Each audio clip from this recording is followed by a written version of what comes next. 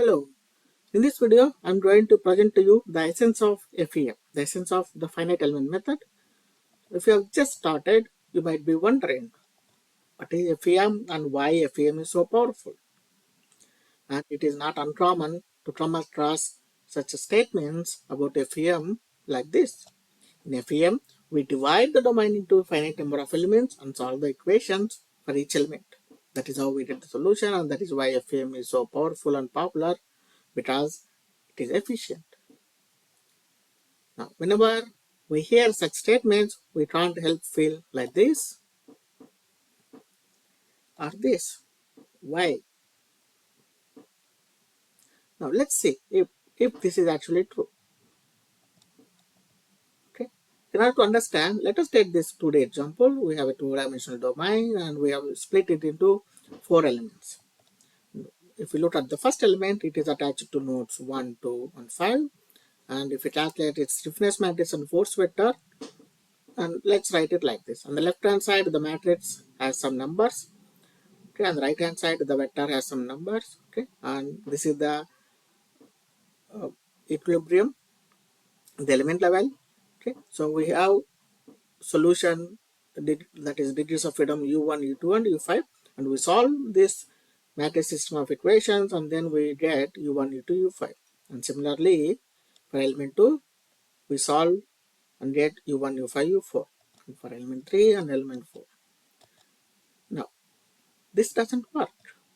The reason it doesn't work is we have no way of adding the contribution from different elements to the nodes. For example, if we take node 2, node 2 is attached to element 1, element 3, and element 4. Well, how are they being added? We are not adding them. So this method doesn't work because we are missing the contribution from different elements at each nodes. Remember, the sum of the inverse of sum of matrices is not equal to the sum of it's their inverses. Okay, it doesn't work. Now, in order to understand how FEM works and what makes FEM so powerful, let us take an example. Here we have a PDE. This is scalar PDE with the scalar field U. It could be temperature, it could be some concentration. Okay, it could be pressure, and we have mu, some material parameter, and if the source term, we have our point x in the domain omega. For example, the domain can be 1D, domain can be 2D, 3D. Okay, so this is general PDE, and for the sake of illustration, we have a 2D domain with the Dirichlet boundary del gamma d and Neumann boundary gamma n, and we have an outward point normal n with components nx and ny. And this PDE is supplied together with the boundary condition, the homogeneous Dirichlet boundary condition, that is u equal to 0 and the Dirichlet boundary gamma d, and some Neumann boundary condition with the value h and the Neumann boundary gamma n. This could be like a normal flux. Okay, so the first step in finite element method is to develop the weak form from the PDE.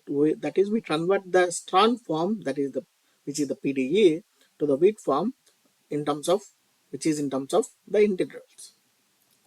Okay, so this is the weak form for this PDE, where W is the test function. Okay, and del U is the gradient of U, and del W is the gradient of W. Okay, and here the first integral, the integral on the right side, sorry, on the left side is over the domain omega, and this is the first integral on the right side is also over the whole domain omega for the boundary, for the source term f. The second integral is over the boundary gamma n, that is the Neumann boundary, where h is specified. If you don't know how to derive this weak form, okay, so you can follow the link in the video description, which points you to another video where I show you how to derive the weak form for this equation. Now, once we expand this gradients, that is del u and del w, and take the dot product, we get this expression inside the brackets. Now, this is for a 3D problem. If we have only 1D problem, we have only x terms, that is derivative is with respect to x. And if we are solving a 2D problem, we have derivatives with respect to x and derivatives with respect to y. And for 3D problem, we have all the three derivatives. Okay, so this is a general three-dimensional problem. We retain the terms depending upon the dimension of the problem that we solve. Now, once we have the width form, we approximate the solution. Okay, so we assume that solution varies in this manner. Okay, so here n1, n2, n3, n4, and so on up to nn are the basis functions, and u1, u2 up to un are the degrees of freedom. So here we assume that the solution is a linear combination of the basis functions and the degrees of freedom. Okay. Now we can rewrite this in a matrix form. Okay, so that is capital N and capital and bold in boldface we have N, which is a matrix of the basis functions, and boldface U, which is again a matrix of degrees of freedom. Once we approximate the solution, we can calculate its derivative with respect to x, with respect to y, with respect to z, and then we have our gradient vector. Okay, so which has three components in three dimensions. That is one component with respect to x, and the second one with respect to y, third one with respect to z. And by noting that only the basis functions are functions of the coordinates x, y, and z, we can come up with the expression like this. So the first dot corresponds to the x derivative, second dot corresponds to the y derivative, and the third dot corresponds to the z derivative. We have basis functions n1, n2 up to nn. And in shorthand form, we can write this as del u equal to Gu. G is this matrix, gradient field matrix. Once we approximate the solution, then we do a similar approximation for the test function w. So here we are using m's as the basis functions for w, and in a similar fashion we can write it as capital M, like boldface M multiplied by boldface w. Now we have two different sets of basis functions, m for the test function and n for our solution field. So it would become very difficult enough to approximate these two different sets of basis functions. However, the Deriving method here helps us. In the Deriving method, the basis functions for the solution and test functions are the same. That is m equal to n. We take m as n. That is, all the set of basis functions in n are the same as all the set of basis functions. The set of all the basis functions in m is same as the set of all the basis functions in n. Using this, our calculation becomes simpler.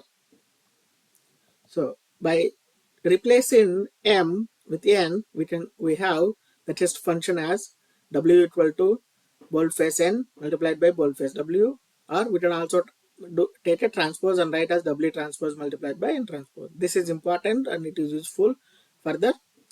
And once we assume that m equal to n, by following the Deriving method, we can also calculate the derivative of the test function w, which we can write in a very similar fashion as g multiplied by w. Our g is same as the g we have from del u, grade u.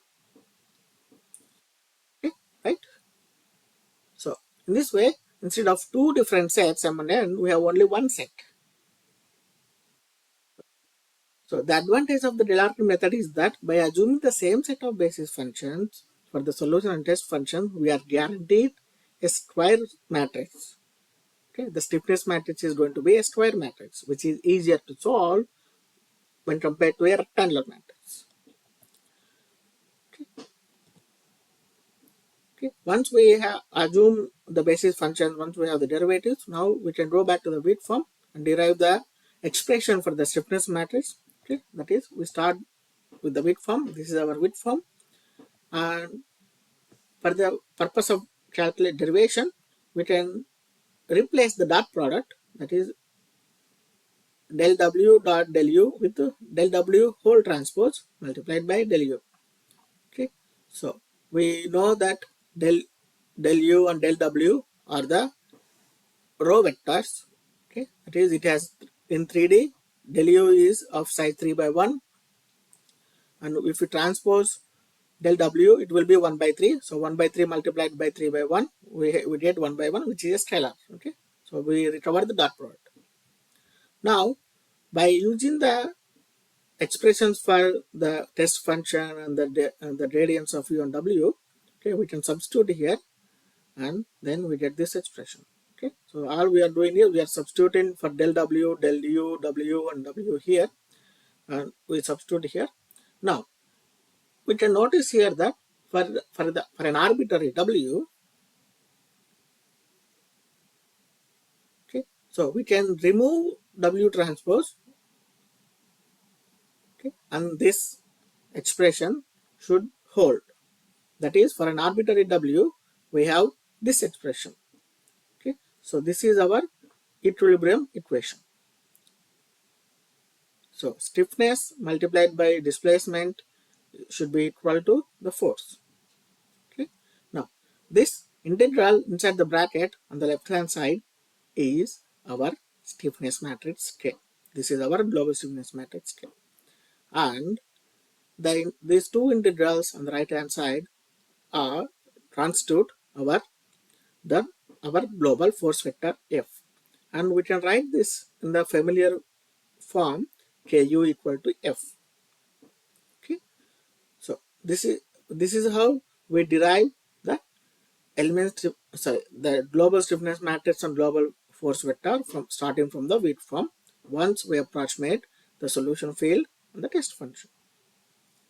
Now we look at the global stiffness matrix.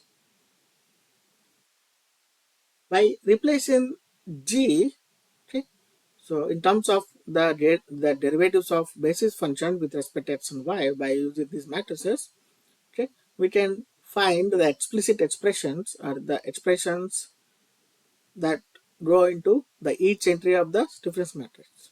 Okay, so this is how the stiffness matrix is.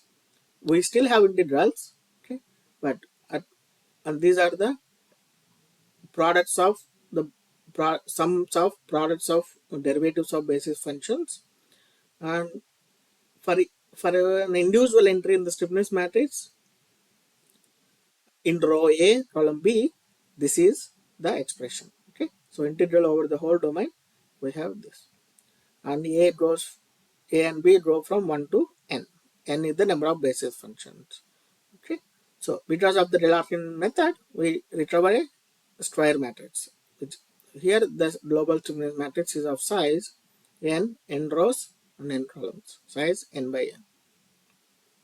This is for 3D, and if you are interested in 1D, then this simplifies to, okay, if you are interested in 1D domain from HL to XR, okay, the integral is only along x direction with limits HL to XR, and we have only the x derivatives, and this is our stiffness matrix in 1D, and the each entry we can calculate as, so integral from XL to XR mu dou NA by dou X dou NB by dou X with A and B ranging from 1 to 2 n. N is the number of basis functions. Okay, now we have the expression for the each entry in the each entry of the element stiffness, global stiffness matrix. Now, what are the issues here? What are the issues with the Deriving method? Now, if you observe carefully, this is the expression we have for each entry in the global stiffness matrix. So in row A and column B, we have for each entry in the global stiffness matrix, we have to evaluate this integral. Okay, and this integral is over the whole domain. Remember, our domain is from HL to XR, so this integral is over the whole domain.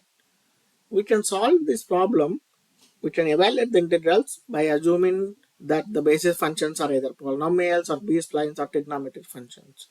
So they spread all over the domain. For example, let's say these are our basis functions. So they spread all over the domain from XL to XR.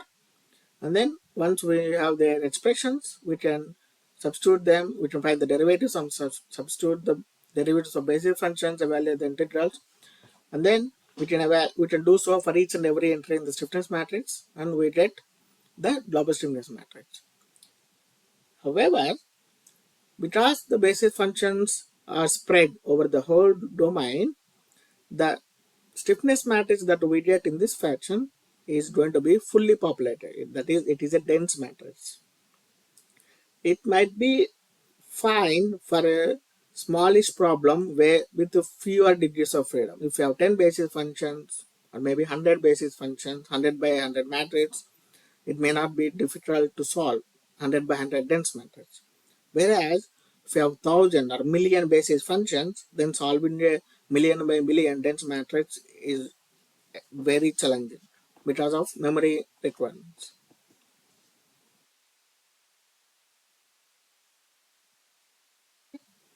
Now, there are a few other issues. Okay.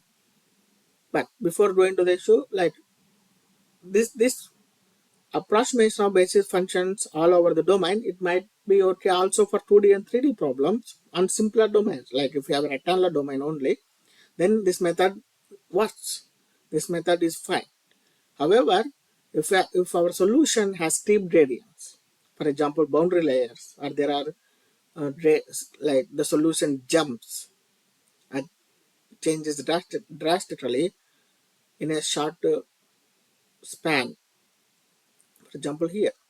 So these kind of gradients in the solution are quite difficult to capture using the basis functions that are spread all over the domain. Okay. And also using this type of basis functions which are okay for the rectangular domains.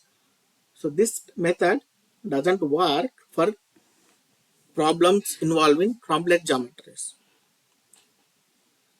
Okay. So what is the remedy? How do we overcome this in the finite element method? Enter the finite element method. In the finite element method, instead of approximating the basis functions over the whole domain, we divide the domain into smaller domains, or also known as elements. Okay, so in this particular case, I have divided the domain from XL to XR into 4 elements. Okay, so that's why. So we have 4 elements, and they are connected by 5 nodes. Okay, no, H1, H2, H3, H4, H5 are their coordinates. Now, each node is associated with the basis functions because at each node we store the degree of freedom. So for each degree of freedom, we need its associated basis function. So each node is associated with the basis function. For node 1, N1 is the basis function, and the value of the basis function is 1 at the corresponding at that node and 0 at all other nodes. Similarly, this is the basis function for node 2. As you can notice, N2 is 1 at node 2 and 0 at all others, and we have a linear variation in between. Similarly, this is the basis function for N3, N4, N5. Okay, so these are famously known as head functions or tail functions, and we follow the same philosophy in 2D. And in this 1D case, we can write the expressions for all the basis functions. So that is where they are 0, where they are non-zero, and in the domain, like in the part of the domain where they are non-zero, what is their expressions. Okay, so we can write them and also calculate the derivatives. So once we have the derivatives, we can substitute them in the expressions for the global stiffness matrix and then evaluate the stiffness matrix. Okay, so once we identify the basis functions and their expressions, we can calculate the entries of the global stiffness matrix. For example, let's look at K11. Okay, so K11, we have N1, N1, okay, derivative with respect to X. And this integral is from XL to XR, from one end of the domain to the other end. So since we have 4 intervals here, 4 elements here. We can split the integral, okay, 4 times x1 to x with the different limits. x1 to x2, x2 to x3, x3 to x4, x4 to x5. Now we can notice that n1 is non-zero only in the interval x1 to x2. Okay, everywhere else it is 0. That is, from x2 to x5 it is 0. So all the integrals from x2 to x5 are 0 basically. Okay, so all these values are 0.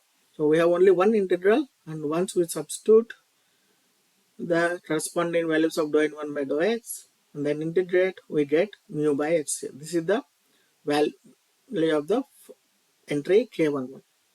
Similarly, can evaluate k12. For k12, we have dou n1 by dou x, dou n2 by dou x. And similarly, we split the integral over the 4 elements, 4 intervals. Okay. Then we notice that n1 and n2, they overlap only in the interval x1 to x2, and everywhere else they don't overlap. So the integrals, the last 3 integrals from h2 to h3, h3 to h4, h4 to h5, they are all 0. We have only one term. And once we substitute the values of dou n1 by dou x, dou n2 by dou x, we can evaluate it and calculate the value, which is minus mu by he. And similarly for k14, we split the integral, and n1, n4, there is no overlap anywhere in the domain. So all the values are 0. So k14 is 0. Now, keeping track of like knowing where the basis functions are non-zero over the whole domain and in which elements it is non-zero, it is really difficult to keep track, and this becomes easily cumbersome. Even for 1D problems, imagine you have like 100 elements, 1000 elements. How can you keep track of it? It's so difficult. Imagine doing this in 3D. I'm sure we will have nightmares. Okay, but how do we do this in practice? How do we do this when we implement the codes, like when we write the codes using finite element method to solve problems? So to simplify this evaluation, we adopt the element-wise thinking. What is element-wise thinking? Now, in element-wise thinking, so I have prepared this matrix and I have added the intervals, the integrals, where each entry is non-zero. Okay, so this is for k11, k12, k21, k22, and so on. Okay, so these are the integrals corresponding to each entry in the stiffness matrix. Okay, only these integrals are non-zero. As you can see, for node 2, it is connected by 2 elements, so we have 2 terms.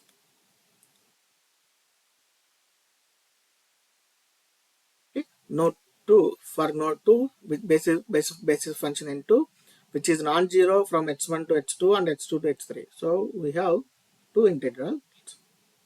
So there is a reason why I write like this. Okay.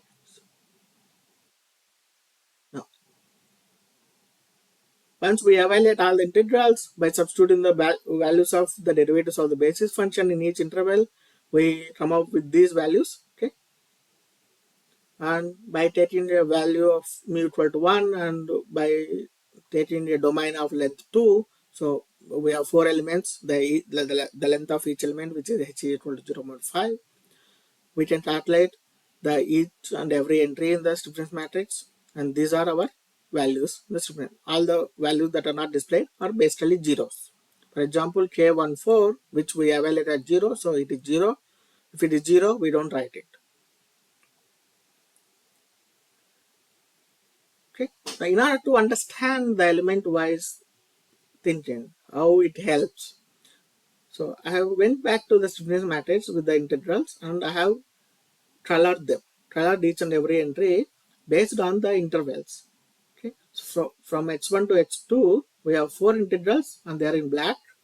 From h2 to h3, we have 4 integrals, they are in green, and from H3 to H4 we also have 4, they are in blue, and from H4 to H5, okay, so we have, I think it's not pink, it's violet or some color, okay, purple, okay, maybe, okay.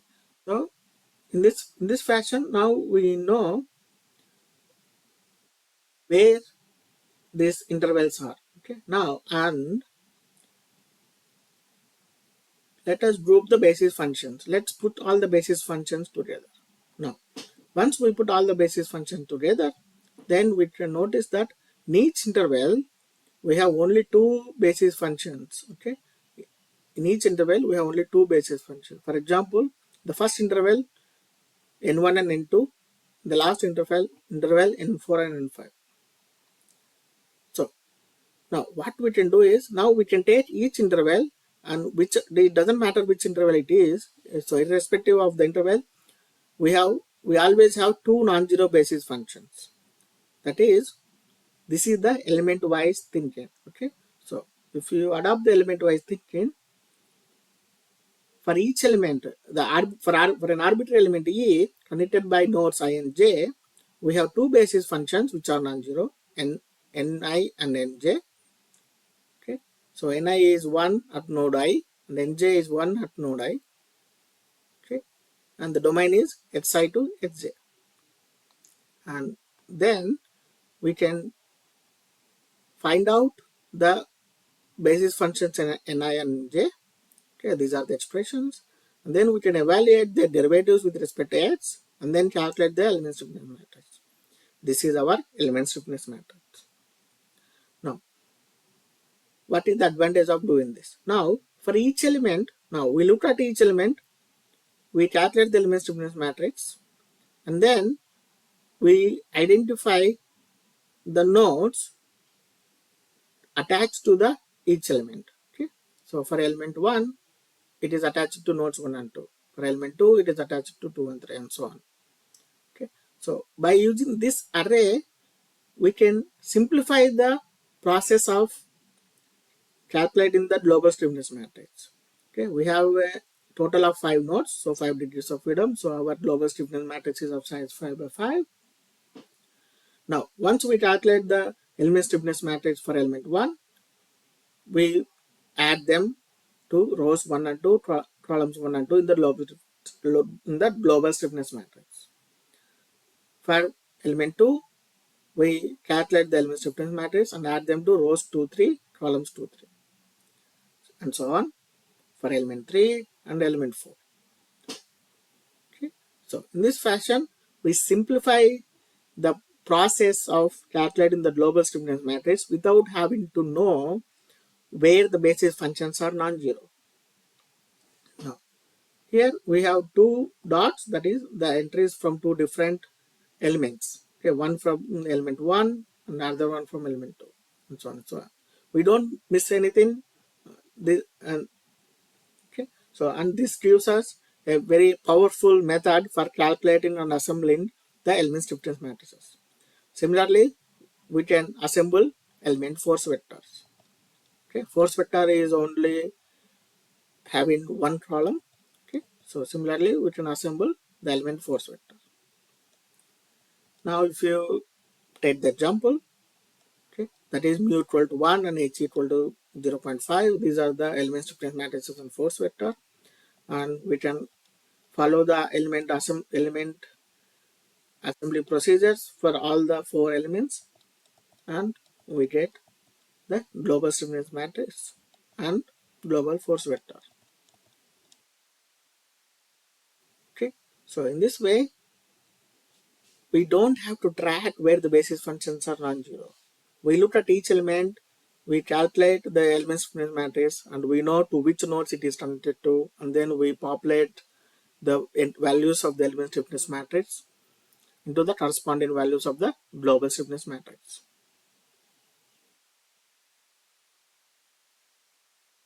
Now, so basically, a finite element method is a type of Galerkin method with the following characteristics. So in finite element method, the basis functions are piecewise polynomials of any order. In this example, we have linear polynomials, which would as well have higher order, like quadratic, qubit polynomials.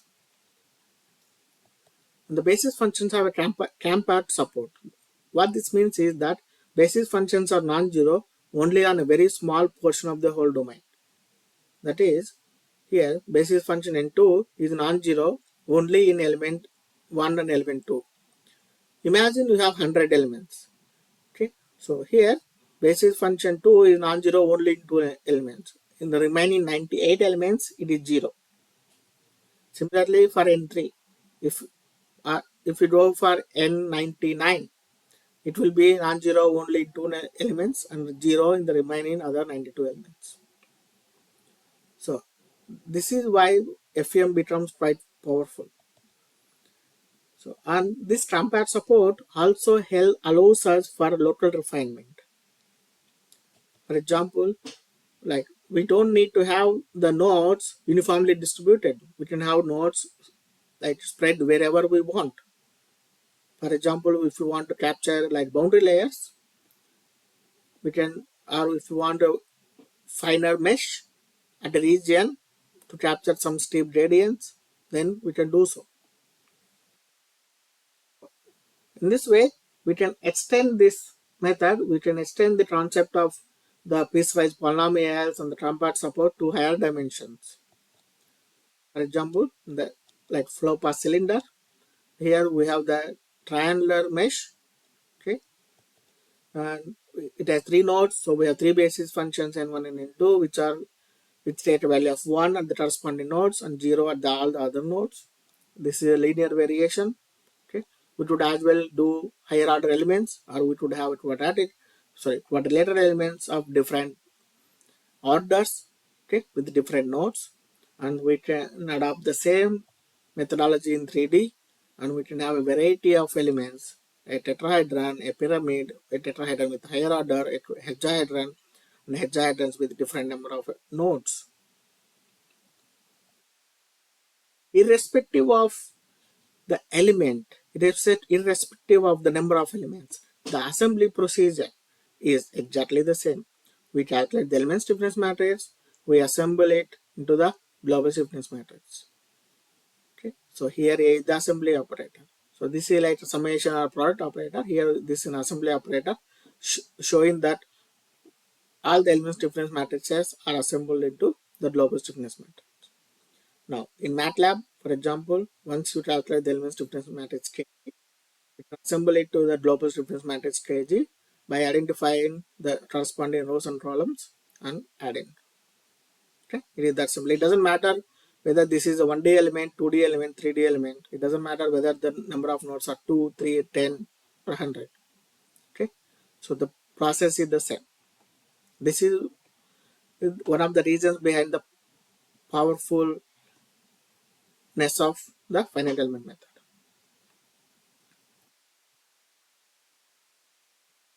Okay, now, okay, let's again go back to our 1D 2-noded element. We calculate the basis functions, we calculate the element stiffness matrix, and we calculate the element force vector. And similarly, for a 3-noded 2D element, we can calculate the basis function derivatives, and then we have the G matrix, and then we can calculate the element stiffness matrix. Okay, so for a constant mu, since G is a constant, we have this expression for the element stiffness matrix. Okay, but that is a limitation. That is, this expression is valid. Okay, so these expressions are valid only when mu and f are constant. What if mu is not constant? What if f is not constant? What if f is a function? F varies with the domain with the coordinate x. Then how do we calculate? Do we go back and evaluate the integrals again? Is it feasible? Can we automate it? Difficult. And what about nonlinear problems? Okay, in all the nonlinear problems, we have the parameters, we have the variables that depend on the solution. For example, if you have a nonlinear material, then there is some matrix, okay, some tensor, some fourth order tensor, okay, material tensor that depends on the displacement. Okay, then since this is an nonlinear integral, how can we evaluate it? Can we even evaluate it using unliteral method? No. So what is the alternative? What do we do in FEM? Okay. Even okay, that is for 1D and simple problems in 2D. Now, what about higher order elements? So higher order elements with more number of nodes, again the integrals become very difficult to evaluate, and the difficulty becomes much more in 3D problems. Okay, we have more nodes, more basis functions, so the evaluation of integrals become much more complicated, and for nonlinear problems it is almost impossible. Okay, now, okay, so but this is a problem. How do we overcome it? We overcome this by using the numerical integration method. Instead of evaluating the integral and literally we use numerical integration. However, there is a catch. The catch is the elements can be arbitrarily oriented. For example, a three-noded element can be like this, or like this, or like this.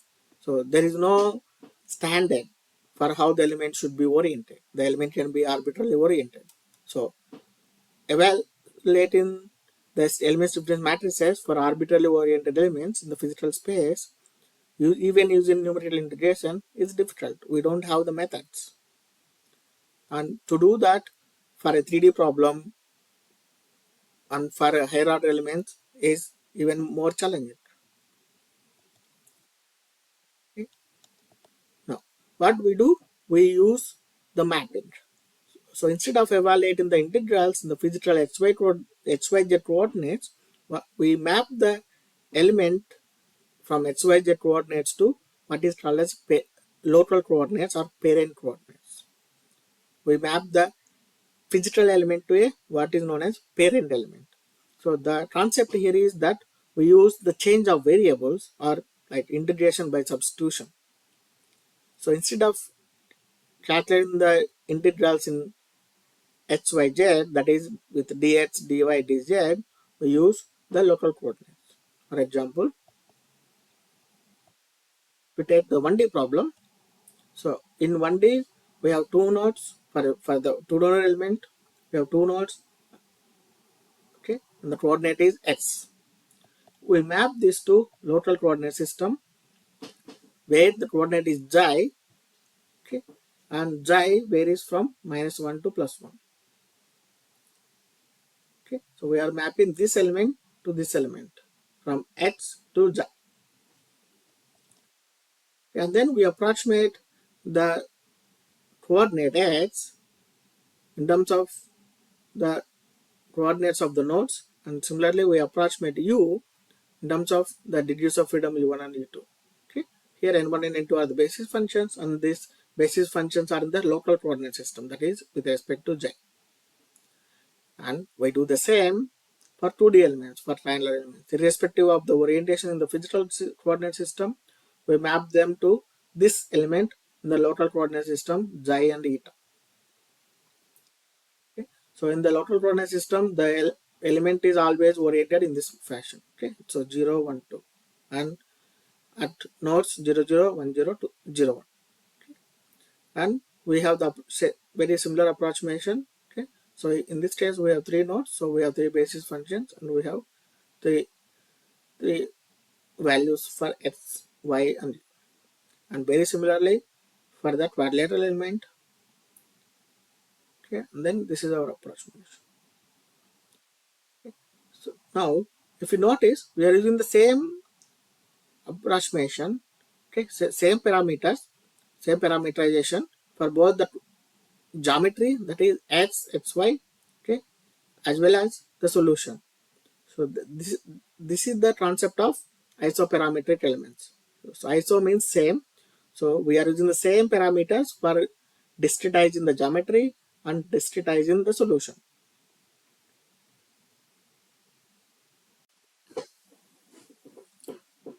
Once we complete the mapping, that is, once we transform the element from the global coordinate system to the local coordinate system, okay, so we know the approximation for the geometry, okay, in terms of the basis functions in the local coordinate system and the coordinates of the nodes. We can use it to calculate the Jacobian of the mapping J, and once we know J, we can calculate the derivatives of the basis function with respect to the physical coordinate x. Similarly, we can calculate dou ni by dou y, dou ni by dou z, but in the second and third dimension, we will have more terms.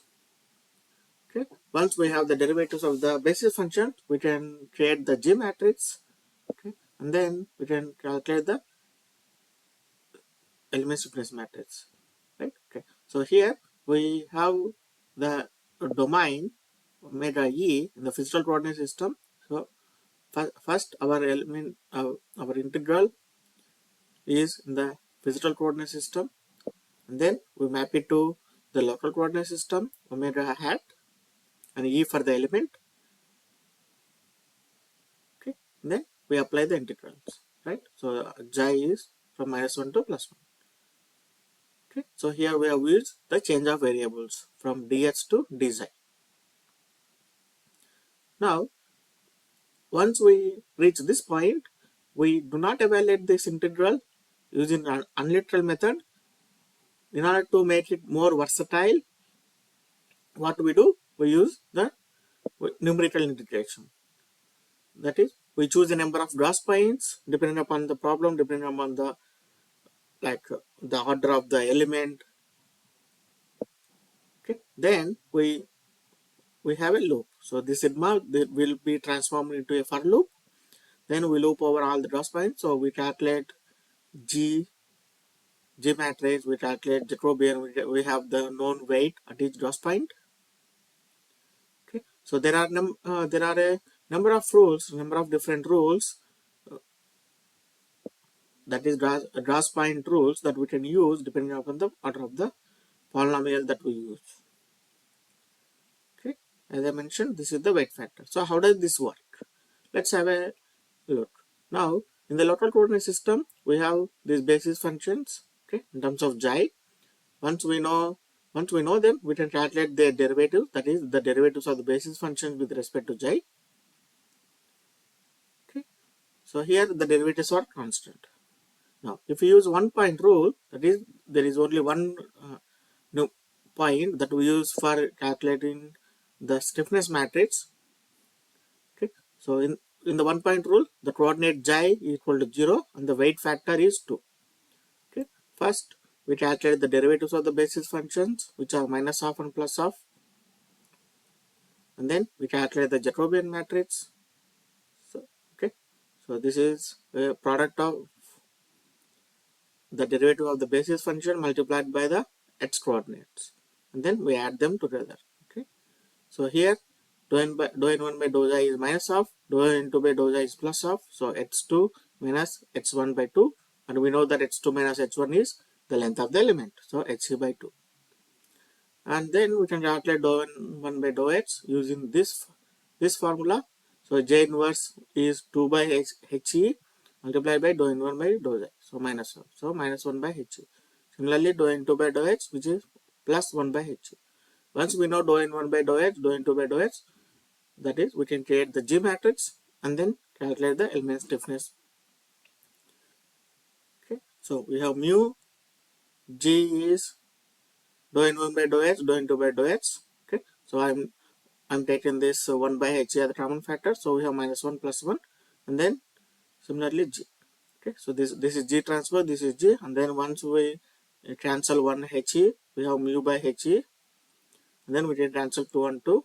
Okay, this 2 is the weight factor 2. Okay, finally we have our familiar element stiffness matrix for this two-noded element. Okay, if you have more gross points, then we loop over all the gross points, and then we keep on adding to the element stiffness matrix until the for loop over the gross points is adjusted. Okay, so that's for 1D. Similarly, we have numerical integration for 2D and 3D problems. For example, in 2D, for triangles, we have already seen the mapping. So any arbitrary element, we map it to this parent element in the local coordinate system xi and eta. Then we have the approximation for the geometry, that is x and y coordinates.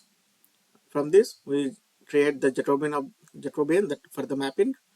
Okay, as I said, so in 2D we have more terms. So dou x by dou xi, dou y by dou xi, dou x by dou eta, dou y by dou zeta, and their calculation is very similar. We have the expressions for x and y, and we calculate the basis function derivatives, and then we use summation.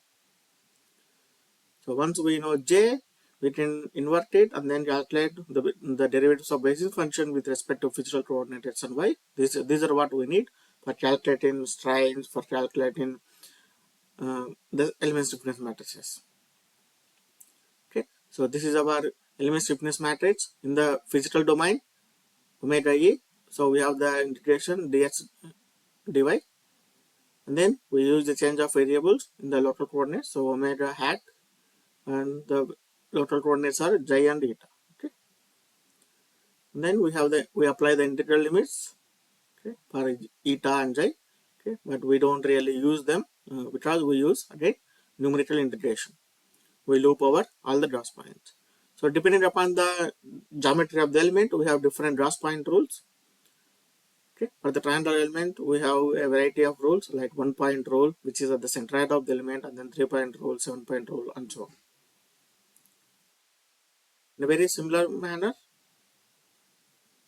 okay, again just a note here, W is the weight factor. So this weight factor corresponds to each Gauss point.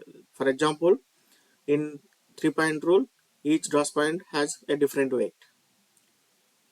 They may be same, but most of the cases they are different.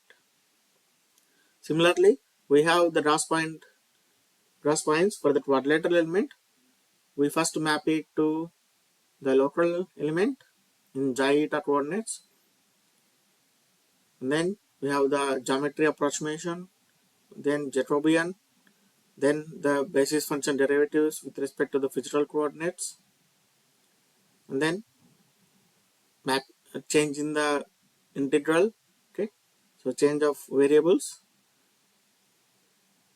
Okay, and then finally we use the Gauss points. So for the quadrilateral element, we have a different Gauss point rules. So 1 point, 4 point, 9 point, and so on. So depending upon the order of the polynomial, or there are different methods called as reduced integration methods, where we use like 1 point rule for integrating some of the components in the stiffness matrix to overcome some issues. For example, you might have heard about volumetric lock-in. Okay.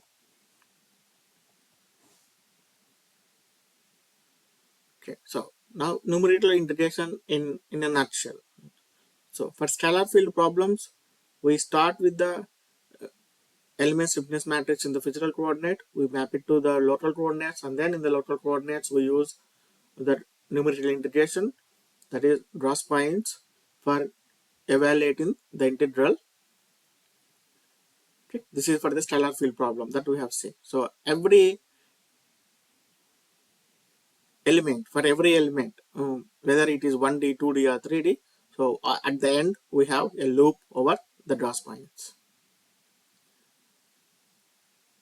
Similarly, we can derive the element stiffness matrix for the elasticity problem. In a typical nonlinear elasticity problem, we have two terms. One is the material contribution, other one is the geometry contribution. So this is the material stiffness and geometry stiffness. Okay. So again, this is in the physical coordinate system, and then finally in the local coordinate system, we have a loop over Gauss point. So at each Gauss point, we evaluate B, which is the strain displacement matrix. We evaluate the material tangent tensor, and here G is the gradient displacement matrix, and this capital sigma is the matrix representation of a tensor, a fourth order tensor, which is a function of stresses. Right. So this is why numerical integration forms the the core of the finite element method. So it is at the Gauss point that we evaluate all the basis functions and their derivatives once we have the derivatives of the basis functions in the local coordinates, we calculate the derivatives of the basis functions in the global coordinates, and then we create the matrix G or B, okay, depending upon the application. And at the cross points, we calculate the derivative of the field, and then we calculate the strain. So strain is a function of the gradient, okay. And then from strains, we calculate stresses and then tangent matrices. And it is also at the cross points that we store internal variables for inelastic material. That is, for plasticity model, viscoelastic models, we need internal variables to track the path. Okay, so so this is the about numerical integration and why it becomes an essential part of the finite element method. Okay, in summary, so in finite element method, so we have basically 4 steps from the start to end in terms of like in the mathematical aspect of finite element method. So first we have the weak form, and then we have the elements. The third one is global to local mapping. The fourth one is numerical integration. So in the weak form, we transform the PDE, that is the partial differential equation, into a weak form consisting of integrals. Okay, so an important aspect that I haven't mentioned so far is, so in the PDE, in the strand form, we have a second derivative. So if you assume that mu is a constant, so we have one derivative and then this is second derivative. Okay, so we have dou square u by dou x square. Whereas in the weak form, we have only first derivative on both like u and w, the test function. So this is the weak form because we are weakening the requirements on the derivative for the solution u. We are transferring one derivative to w. So it is because of this transfer of derivative and weakening of the requirements on derivative on u, that is why it is called as weak form. We are weakening the requirements of the derivatives. So and the solutions that we get from the weak form are weak solutions. That doesn't mean that their solutions are not correct.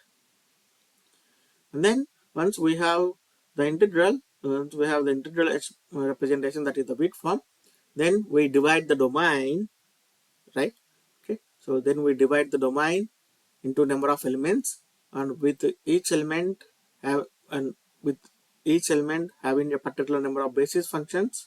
Okay, so once we start looking at the element wise approach, we have a particular set of basis functions in each element, and for each element we calculate the element stiffness matrix and assemble it to the global stiffness matrix. Similarly for the force vector.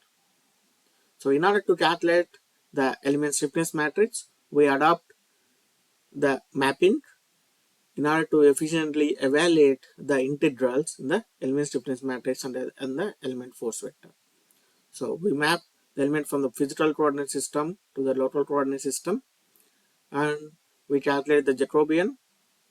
From the Jacobian, we can calculate the derivatives of the basis functions. So, and we change the variable of the integration. So from the physical domain omega e to the local domain omega hat e, where the parameter or the local coordinate system is in xi. So once we have the element stiffness matrix represented in the local coordinate system, we can use numerical integration in the local coordinate system. So depending upon the type of the element and the order of the element, we use the appropriate cross points. Okay, so this is the essence of how FEM works in practice. Hope you found it useful. Please leave any questions or comments in the comment section. And these are some of the references that I would recommend you on this topic. So there are a lot of test books, but these are some of the introductory books that you will find useful. Thank you.